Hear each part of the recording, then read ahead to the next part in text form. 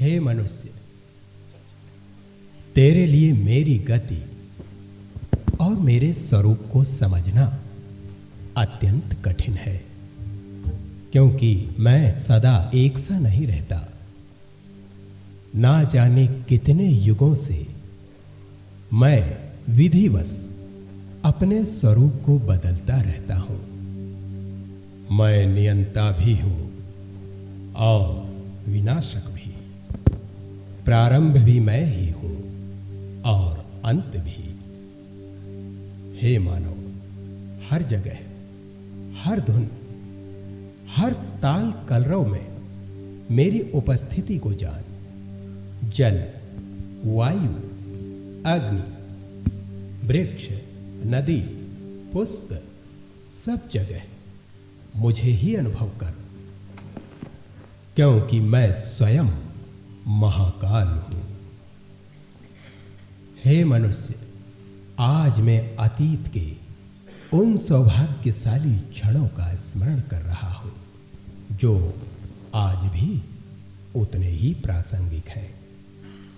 लगभग 150 वर्ष पूर्व घोर अंधकार से भरी इस दुनिया की निराशा के समूल नाश के लिए भारत की पूर्व दिशा से एक सूर्य उदित हुआ, स्वामी विवेकानंद के रूप में। परंतु उस समय अज्ञान रूपी दम इतने चरम पर था कि स्वयं सूर्य भी अज्ञानता की घनघोर घटाओं से विचलित हो रहा था। निराशा के बादल मानो सूर्य को ही निस्तेज करने का दुस्साहस कर रहे थे। तब ऐसी विषम परिस्थिति में एक दिन मेरा सौभाग्य उदित हुआ। संपूर्ण मानव जाति के हित में एक सुयोग बना जब इस घटना चक्र में सूर्य का मिलन हुआ एक महासूर्य से।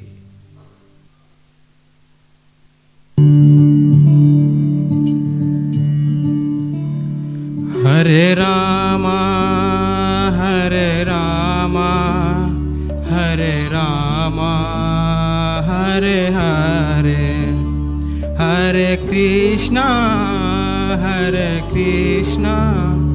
कृष्णा कृष्णा हरे हरे, हरे रामा राम रामा हरे हरे, हरे कृष्णा कृष्णा कृष्णा हरे हरे। प्रणाम ठाकुर, नरेंद्र आया है। यह बहुत अच्छा गाता है। नरेंद्र है, नरों में इंद्र है, अच्छा तो गाएगा ही रे। नरेंद्र, आज नक्षत्रों ने हमारे मिलने का दिन बनाया है रे। आज बस तू गाएगा और मैं सुनूंगा। गाओ ना नरेंद्र, चुप क्यों, गाओ ना।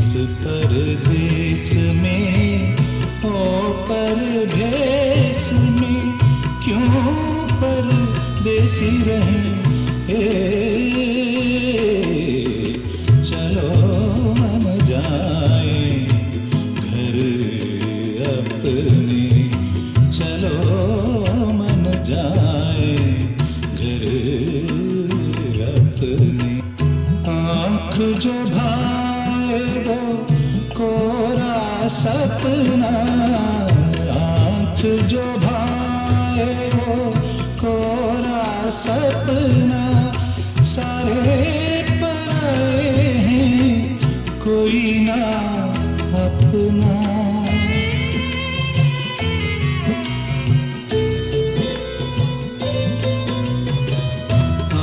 आँख जो भाए वो तोरा सपना, सारे पराए हैं कोई ना अपना, ऐसे झूठे प्रेम में पड़ना, भूल में काहे जिए,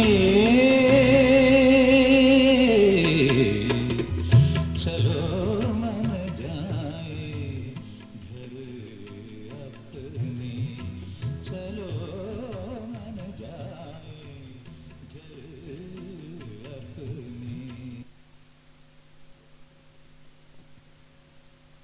दक्षिणेश्वर आओ ना। ठीक तो मैं तेरी राह देखूंगा, जरूर आना दक्षिणेश्वर, आना नरेंद्र, मैं तेरी राह देखूंगा। मिलन हुआ तो दक्षिणेश्वर आना, तेरी राह लेकिन देखूंगा नरेंद्र। अपने लक्ष्य को प्राप्त न कर सका। कदाचित शिष्य ने गुरु के प्रकाश को अनुभव ही नहीं किया। परमहंस एक उन्मुक्त नदी की भांति बह निकले और नरेंद्र मझधार के एक भंवर की भांति वहीं फंस कर रह गया। परंतु मैंने भी स्वयं को संकल्पित कर लिया था, जब तक नरेंद्र स्वयं को और अपने गुरु को पहचान नहीं लेता, मैं काल चक्र को दोहराता रहूंगा।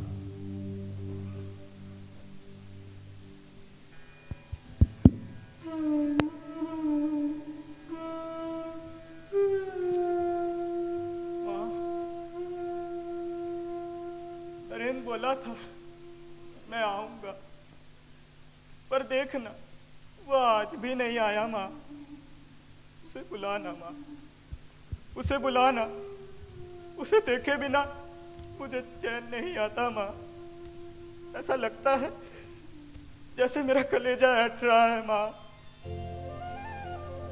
उसे बुला। नरेंद्र आ गया, माँ नरेंद्र आ गया। बड़ी देर कर दी रे नरेंद्र, मैं तो कब से तेरी राह देख रहा था। इन विषयी लोगों से बात करते करते मेरी तो जीभ ही जल गई। मैं जानता हूं प्रभु, तुम नर्तन में नारायण हो और हम जीवों का उद्धार करने के लिए ही इस धरती पर आए हो। पर तू जब भी आता है ऐसे ही चले जाता है। इस बार ऐसे नहीं जाने दूंगा तुझे। तू यहीं ठहरना, मैं आता हूं, यहीं ठहरना। कैसा पागल आदमी है। मैं इससे पहली बार मिला हूं और ये कहता है कि ये मेरी राह देख रहा था।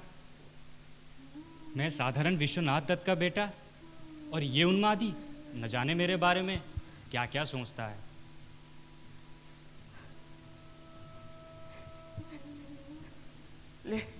ले खा। ये मुझे दे दीजिए, मैं खुद खा लूंगा। मैं खिलाता हूं ना, खाना।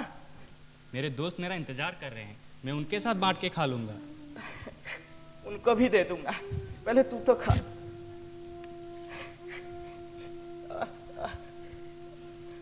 मैं आपसे कुछ पूछना चाहता हूँ। हाँ, पूछ ले, क्या पूछना चाहता है? क्या आपने ईश्वर को देखा है? देखा है ना, ठीक वैसे ही जैसे अभी तुझे देख रहा, बल्कि इससे भी साफ।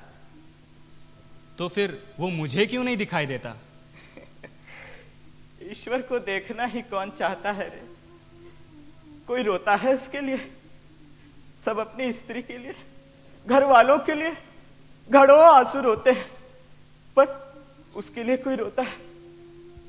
नरेंद्र, मानव मन की सघन अनुभूतियां उसके दर्शन करा सकती हैं। ये पागल तो है, पर है बड़ा विचित्र। पर इसकी बातों में सच्चाई नजर आती है। क्या सोच रहा है नरेंद्र? तू सोचता बहुत है। आ, थोड़ी देर मेरे पास शांति से बैठ। आजा, बैठ यहाँ, बैठ।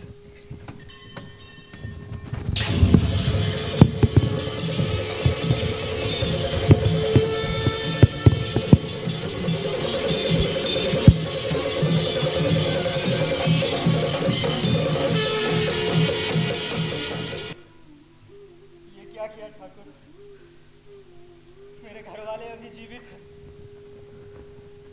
मेरे माँ बाप अभी जीवित हैं ठाकुर। अच्छा, कोई बात नहीं, तू बाद में खुद ही अनुभव कर लेना। उठ जा, उठ जा। जा रहा हूँ ठाकुर, नहीं नरेंद्र, जा रहा हूँ। फिर आएगा ना नरेंद्र, फिर आएगा ना, फिर आएगा ना नरेंद्र तू। परमहंस जानते थे नरेंद्र के वैज्ञानिक मानस पटल पर ईश्वरीय चेतना के बीज नहीं बोए जा सकते, क्योंकि ईश्वरीय चेतना विज्ञान की सीमा से परे है। विज्ञान तर्क की भाषा है और अध्यात्म अटूट विश्वास की। विज्ञान साक्ष्य ढूंढता है, अध्यात्म स्वयं ही ईश्वरीय चेतना का प्रमाण है। विज्ञान बुद्धि का प्रतिफल है और अध्यात्म तो आत्मा का प्रतिफल। कदाचित इसीलिए ठाकुर की ठोकर ने नरेंद्र को तार्किक बुद्धि के परे धकेल दिया।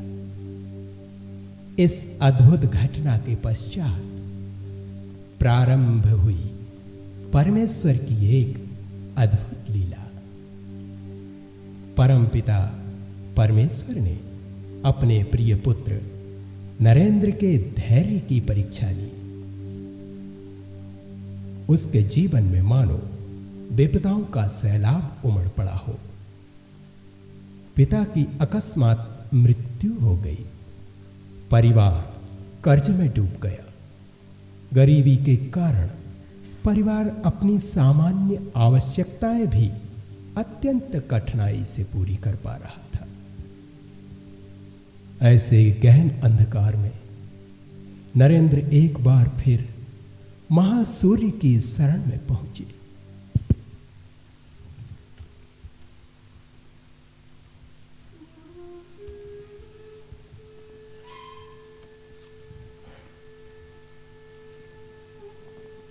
ठाकुर, तुम्हारी बात तो ईश्वर सुनता है ना? तो फिर मेरे परिवार के कष्ट दूर करने के लिए अपनी माँ से प्रार्थना करो ना ठाकुर, करो ना। मैं क्यों मांगू? तू तो मेरी माँ को मानता ही नहीं रे, इसीलिए तेरे परिवार वालों को इतना कष्ट हो रहा है। जा, जाके खुद मांग। देख, आज मंगलवार है, माँ का दिन है। सच्चे हृदय से जो भी मांगेगा ना, माँ सब देगी। मैं जाऊं ठाकुर? हाँ हाँ, जा रे।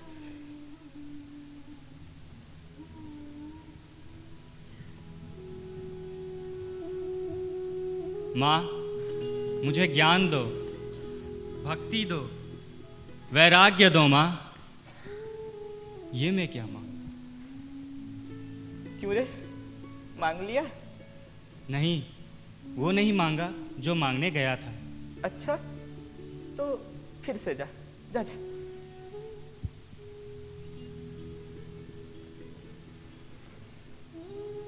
माँ, मुझे ज्ञान दो, भक्ति दो, वैराग्य दो माँ, वैराग्य दो। अब तो मांगा ना? नहीं, जब भी माँ के पास जाता हूँ सब कुछ भूल जाता हूँ। दूध पागल, जब भी माँ के पास जाता हूँ सब कुछ भूल जाता हूँ। जा, पैसा मांगना, पैसा माँ सब देती है। जा जा, पैसा मांगना, पैसा।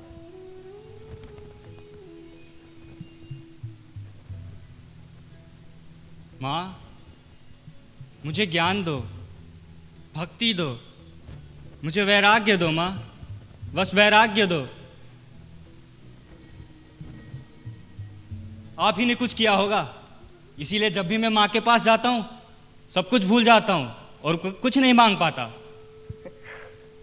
अब मैं कैसे समझाऊं रे, इस संसार का सुख तो तेरे जीवन में है ही नहीं। फिर भी तू मेरी माँ की सेवा करेगा ना, तो तेरे परिवार वालों को कोई कष्ट ना होगा। मैं माँ को नहीं जानता, मैं बस आपको जानता हूँ। और मेरे सारे परिवार की जिम्मेदारी आज से आपकी होगी।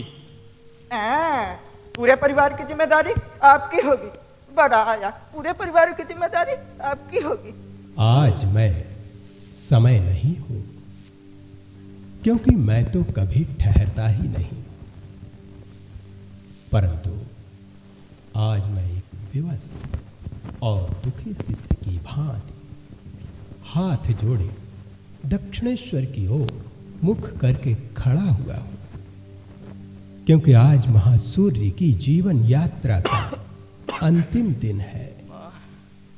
मैं दुखी हूं, क्योंकि मैं जानता हूं, हे मानव जाति, आज के पश्चात तो उस प्रकाश पुंज के प्रत्यक्ष सानिध्य से सदैव के लिए वंचित रह जाएगा। और मैं विवश भी हूं, क्योंकि मैं जानता हूं, जीवन है तो मृत्यु भी सुनिश्चित है, आरंभ है तो अंत भी है। यही ईश्वरीय सिद्धांत है। इसे तो स्वयं मैं भी नहीं बदल सकता।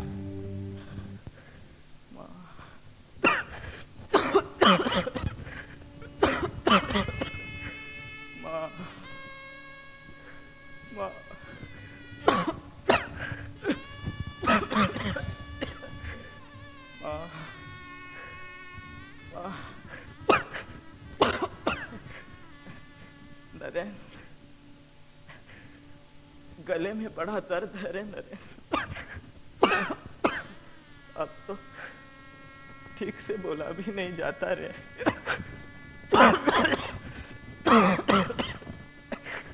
देख, मेरे जाने के बाद सबको शिक्षा तुझे ही देनी होगी। देगा ना शिक्षा नरेन? देगा ना? पर ये काम मुझसे नहीं होगा ठाकुर।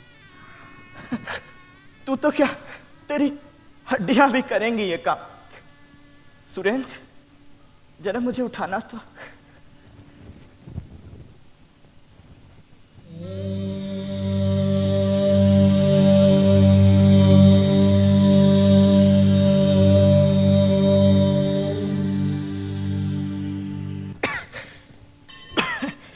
मैंने तो अपना सब कुछ तुझे दे दिया रे।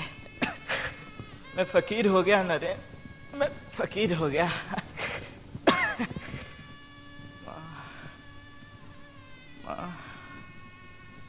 आखिर इस बर्तन में कौन है? और यदि ये ईश्वर के अवतार है तो इन्हें इतना कष्ट क्यों है? अरे पगले, तू अब भी नहीं समझा रे। जो कभी राम में था और कभी कृष्ण में था, वही आज इस राम कृष्ण में है रे। पर तेरी वेदांत की दृष्टि से नहीं, तेरी भक्ति की दृष्टि से।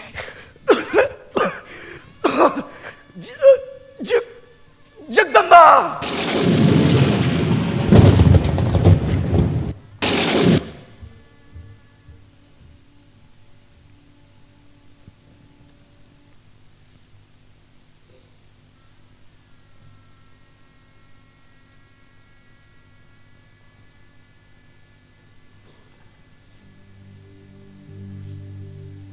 सत्य तो यही है कि महासूर्य कभी अस्त नहीं होता। उसका शाश्वत ज्ञान प्रत्येक युग में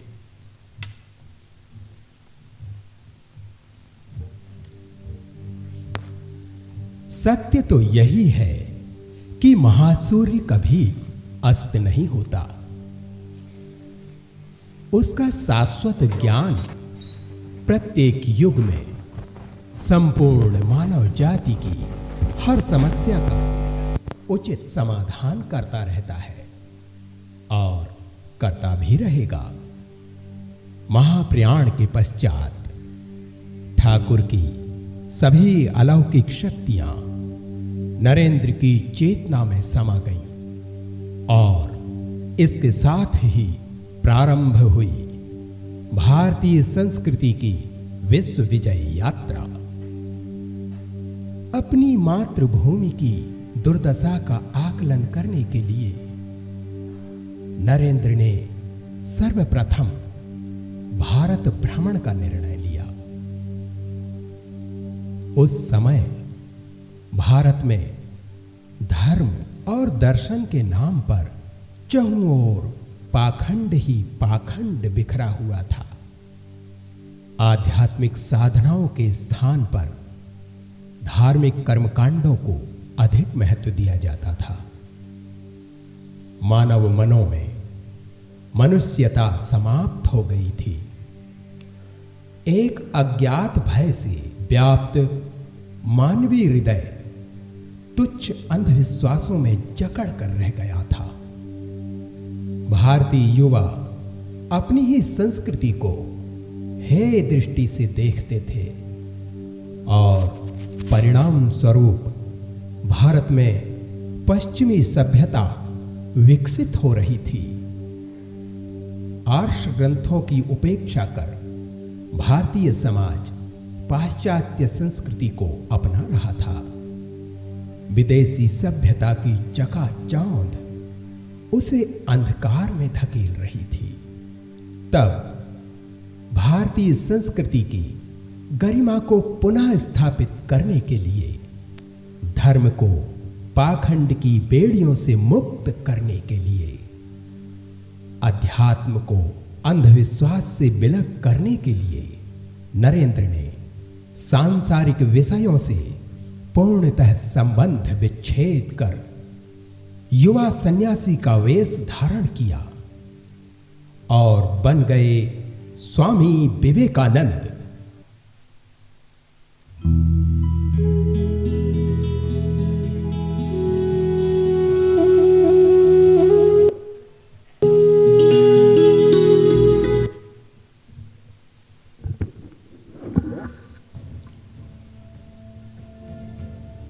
Brothers and sisters, I am proud to belong to a religion that has taught the world both tolerance and universal acceptance.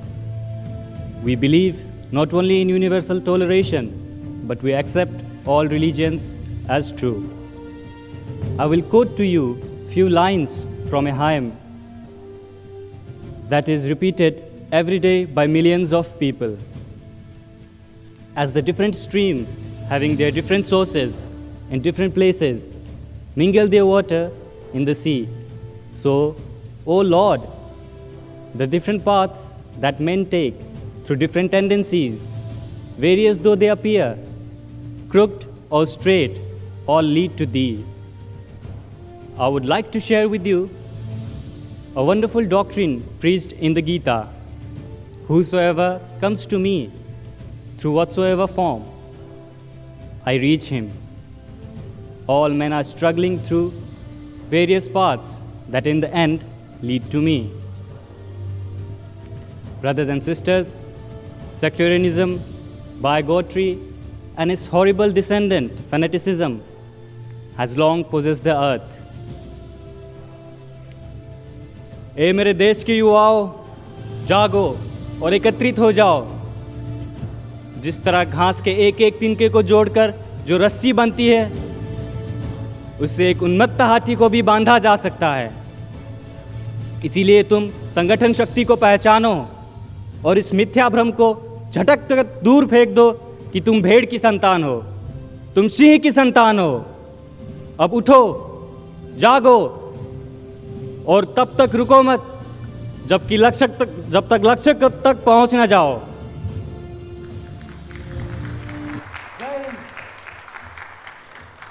Vande Mataram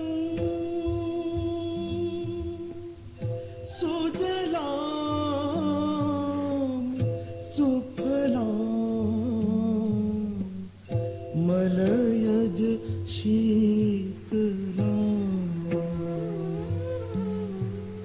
सस्य श्यामलाम मातरम वंदे मातरम। शुभ्र ज्योत्स्नां पुलकितयामिनी।